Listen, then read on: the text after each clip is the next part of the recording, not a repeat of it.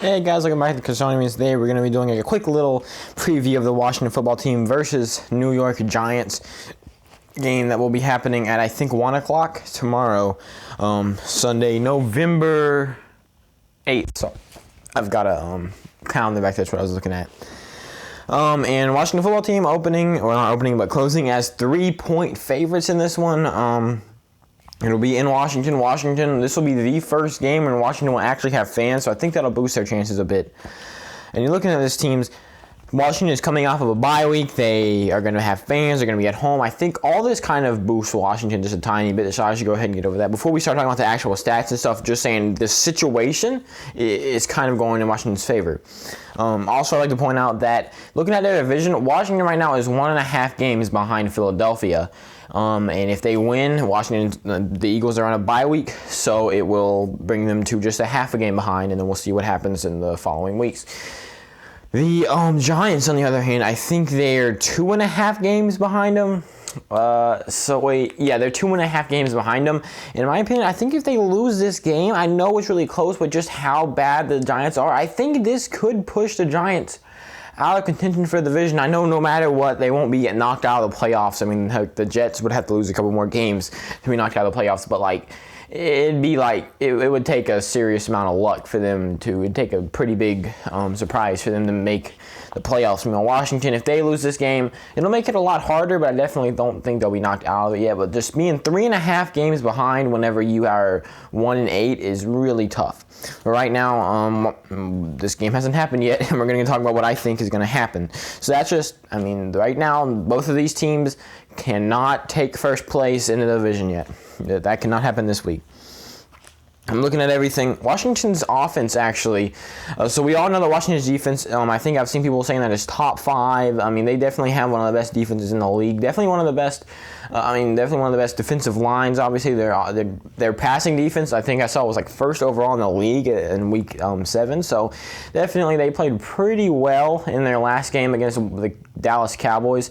Also, last time these two teams played, it was a 1-point game. It really should have been a tie or a win. Washington went for 2 there at the end of the game and failed.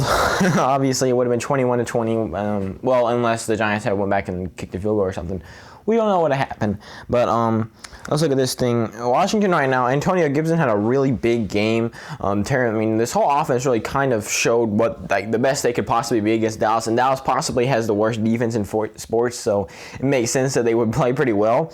I think any team would. But we're kind of seeing how if this Washington offense is even a bit average, if they're just up to the normal standards, this Washington team could seriously be a threat in the NFC East. Well, it already is. Going in against the Giants, they really have not shown anything up until last week, where they played really well and they actually beat they didn't beat. They almost came back against the Tampa Bay Buccaneers. It was a 25-23 really close game. I think the Giants actually had a lead at one point and then the Bucs took it away, forced the Giants to attempt the long shot comeback.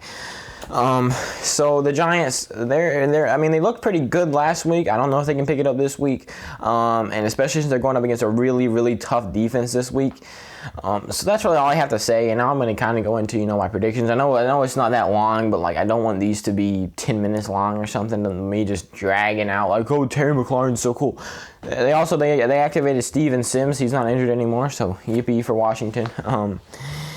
In my opinion, I think it'll be a close game, but I think that Washington football team will get a slim win here.